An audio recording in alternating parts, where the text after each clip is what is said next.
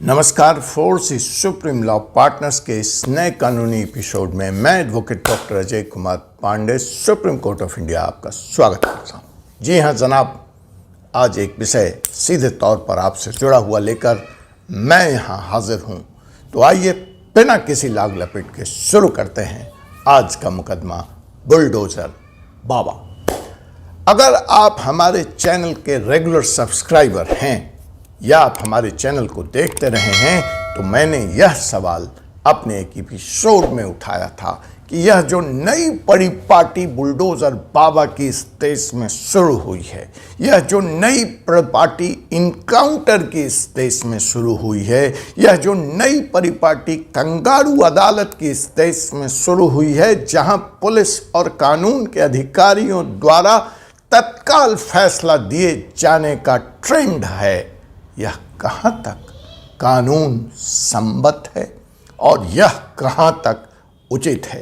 एक तरफ आपको शिकायत है इस्लाम और इस्लाम धर्म के मानने वालों से, तो दूसरी तरफ आपको जिद है इस्लामिक कानून, आंख के बदले आंख और हाथ के बदले हाथ लागू करने की जल्दी।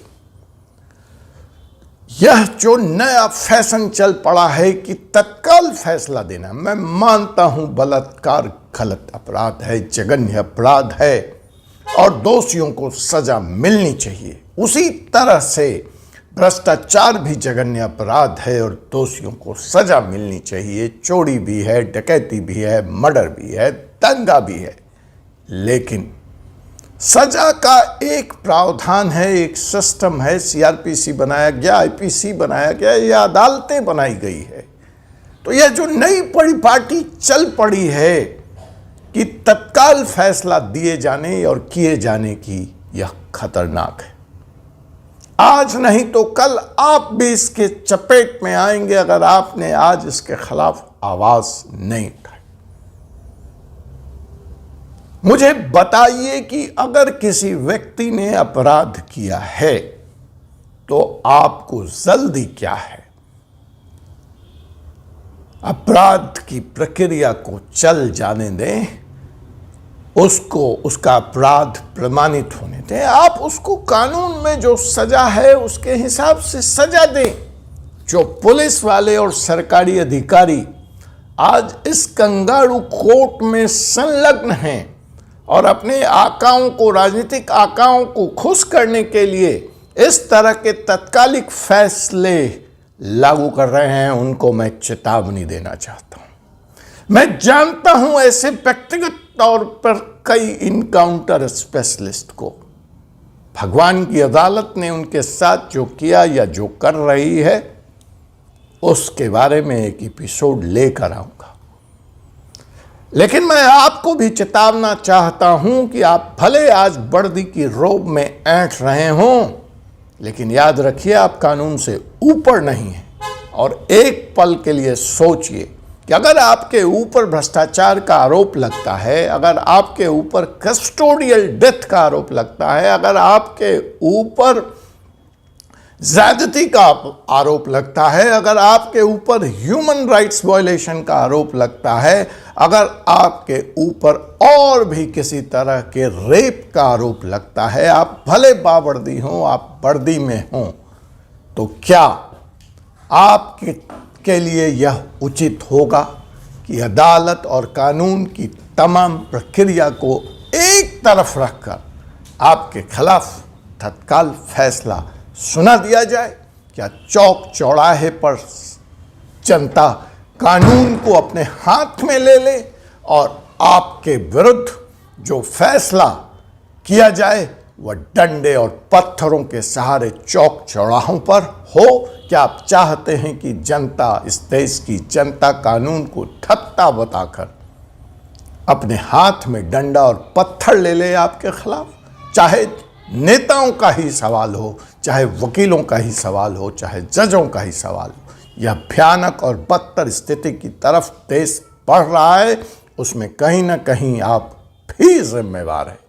तो आप चाहते हैं कि ऐसी कानून और व्यवस्था की स्थिति, ऐसी विद्रोह की स्थिति इस देश में पैदा न हो, तो इसके लिए आवश्यक है कि कानून का राज्य और कानून का सम्मान।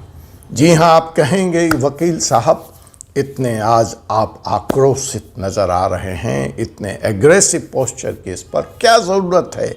ज़रूरत मेरी नहीं, सुप्रीम कोर्ट की यह टिप्पणी है। जी हाँ जनाब, सुप्रीम कोर्ट ने अपने हाल के जहांगीरपुरी के दंगों के मुकदमों की सुनवाई करते वक्त सरकार के खिलाफ एक सख्त टिप्पणी की है।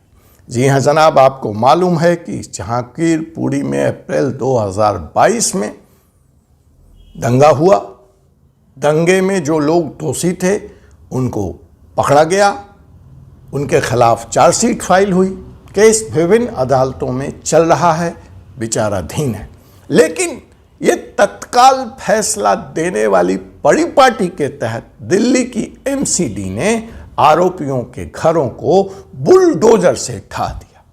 तो यह सुनवाई सुप्रीम कोर्ट में उसी कार्रवाई, गैर कानूनी कार्रवाई के बारे में थी, जिस पर सुनवाई करते हुए कोर्ट ने यह कहा कि यह परिपाटी या बुलडोजर एक्शन का फैशन अन्य राज्यों में भी लोकप्रिय हो रहा है और सरकार को इसके बारे में स्पष्ट चेतावनी देते हुए एक स्पष्ट दिशा निर्देश तैयार करने की हिदायत दी है सुप्रीम कोर्ट ने और इसकी ज़रूरत पर बल दिया है। सुप्रीम कोर्ट ने इस मुकदमे की सुनवाई करते वक्त यह भी कहा कि इस तरह के फैसले सीधे तौर पर संविधान प्रदत्त अधिकारों के, जनता के अधिकारों का उल्लंघन है और अपने आप में एक अपराध है।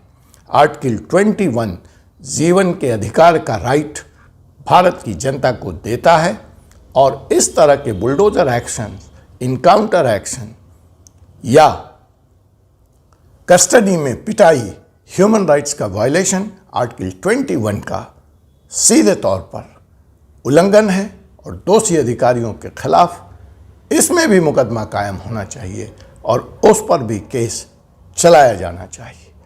जी हाँ जनाब, मैं आपसे एक सवाल पूछना चाहता हूँ कि अपराध एक व्यक्ति ने किया, अपराध साबित होने के बाद आप उसको सज़ा दें, लेकिन यह कहाँ का न्याय है कि उस अपराध की सज़ा उस व्यक्ति के से जुड़े हुए तमाम लोगों को दिया जाए।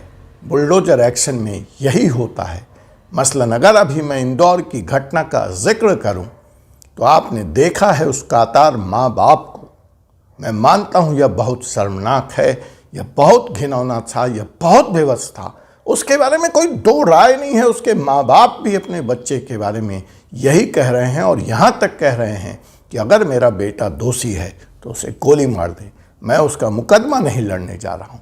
उसका क्या करेंगे उस समाज का, जिस समाज ने उस बेबस बच्ची को घंटों इंदौर की सड़क पर नंगी हालत में निकलते हुए देखा और हस्तक्षेप करने की कोई कोशिश नहीं की।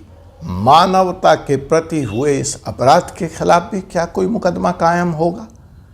इंसानियत जहां शर्मसार हुई उसके खिलाफ भी किसी अदालत में केस चलाया जाएगा? है कोई ऐसा कानून? नहीं है। जब यह आरोप और यह अपराध सामने आया तो एक फहरिस्त शुरू हो गई। लोगों ने जजमेंट पास कर दिया कि आरोपी एक विशेष धर्म समुदाय से होगा। सुप्रीम कोर्ट ने भी जहांगीरपुरी मामले की सुनवाई करते वक्त यह टिप्पणी की है। सुप्रीम कोर्ट में जहांगीरपुरी मामले की पैरवी करते हुए वकील ने यह कहा कि इस तरह का फैशन खास करके एक कम्युनिटी विशेष के खिलाफ चलाया जा रहा है। हालांकि सरकारी वकील ने, एडवोकेट जनरल ने इस पे अपनी आपत्ति दर्ज की, लेकिन जहां तक आर्टिकल 21 के उल्लंघन का सवाल है उसके बारे में सरकारी वकील एडवोकेट जनरल साहब मौन रहे। सुप्रीम कोर्ट ने अगली तारीख पर एक नीति के साथ आने का निर्देश उनको दिया है।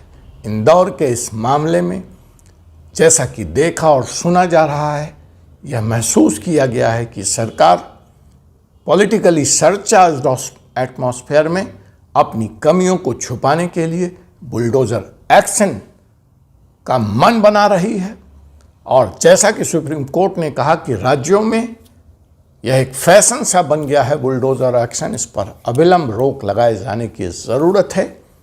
सरकार को, मध्य प्रदेश की सरकार को यह भी जवाब देना होगा कि आपकी कैसी पुलिस व्यवस्था है कि पूरे शहर में ऑटो में खुलेआम सड़क पर बलात्कार होता है। 2.5 घंटे 3 घंटे तक यह ऑटो सड़क पर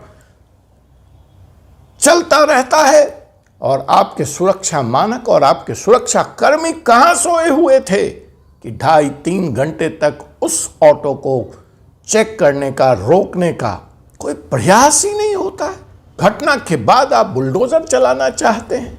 मुझे नहीं मालूम जो चोट उस अभियुक्त को लगी है वह सच है या उसमें भी कोई साजिश है। मुझे यह भी नहीं मालूम कि जिस तरह से उसको पकड़ा गया है वह वास्तविक अभियुक्त है या जो सरकार और पुलिस प्रशासन पर दबाव बन रहा था। यह आम है, पुलिस के द्वारा जब अपराध होता है और उस पर सख्त कार्रवाई की मांग का प्रेशर बनता है तो वह किसी भी निर्दोष व्यक्ति को उठाकर थाने में बंद कर देते हैं। उसको इतना टॉर्चर किया जाता है कि उसके सामने सिवाय उस अपराध को कबूल करने के कोई विकल्प नहीं होता। साक्ष्य क्रिएट कर लिए जाते हैं और किसी तरह से मामले की लीपापोती होकर फिर वही ढाक के पात हम चल पड़ते हैं। तो इंदौर की सच्चाई इस एंगल से भी देखे जाने की ज़रूरत है कि वास्तव में पुलिस सही अपराधियों को पकड़ पाई है या किसी निर्दोष को पकड़ के अपना पिंड छुड़ाने का काम किया है। और इसमें जो चूक हुए हैं क्या उसकी भी जांच होगी।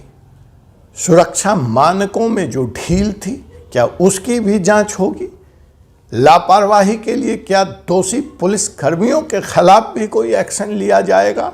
यह तमाम सवाल है जिसका जवाब फोर्सेस सुप्रीम लॉ पार्टनर्स जानना चाहता है। और मैं आज के अपने इस एपिसोड के माध्यम से यह घोषणा करता हूं कि इंदौर मामले में दोषी को सज़ा मिले, सही दोषी को सज़ा मिले, लेकिन सीआरपीसी और आईपीसी के तहत सही तौर तरीके से मुकदमा भी चलाया जाना चाहिए। और सुरक्षा मानकों में हुई इस भारी चूक के लिए भी एक कमेटी का गठन होना चाहिए जो जांच करके अपनी रिपोर्ट सरकार को सौंपे और दोषी पुलिस कर्मियों के खिलाफ भी कार्रवाई हो। तो सुप्रीम कोर्ट ने बुलडोज़र फैशन का ज़बरदस्त विरोध करते हुए सरकार को यह चेतावनी दी है कि आप इस बारे में एक स्पष्ट नीति लेकर आएं। इंदौर में अपराधी अगर सोनी ने किया भी है तो उसको अपराध की सज़ा मिलेगी।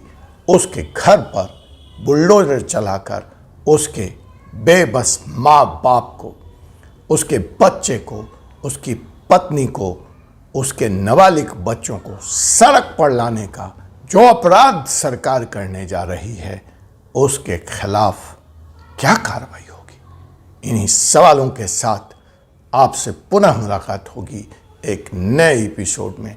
तब तक मुझे डॉक्टर अजय कुमार पांडे को अनुमति दें। अगर आपने अभी तक हमारे चैनल को सब्सक्राइब नहीं किया है तो कृपया इसे सब्सक्राइब कर लें। बेल आइकन बटन को दबाकर समय से नए एपिसोड की सूचना प्राप्त करें। और इंदौर से लेकर बुलडोज़र बाबा, बुलडोज़र फैशन, इनकाउंटर बाबा, इनकाउंटर फैशन, पुलिस प्रशासन इत्यादि के बारे में आपकी क्या सोच है अपने कमेंट के माध्यम से ज़रूर मुझ तक पहुँचाएँ। जय हिंद, जय भारत।